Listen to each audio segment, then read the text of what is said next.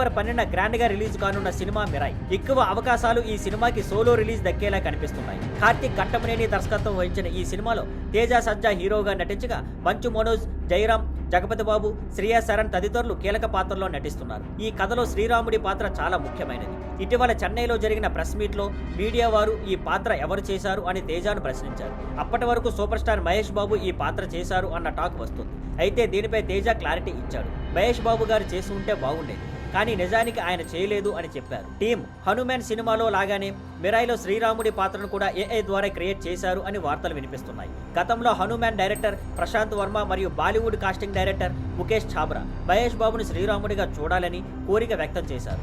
అలాగే నితేష్ తివారీ తీస్తున్న రామాయణం సినిమాలో మహేష్ను శ్రీరాముడిగా అప్రోచ్ చేశారని టాక్ వచ్చింది. అయితే చివరికి ఆ సినిమాలో రణబీర్ నటిస్తున్నాడు. ప్రస్తుతం మహేష్ బాబు ఎస్ఎస్ రాజమౌళి దర్శకత్వంలో వస్తున్న పెద్ద ప్రాజెక్టు మీద పనిచేస్తున్నారు. Thank you for watching. Please like, share and subscribe.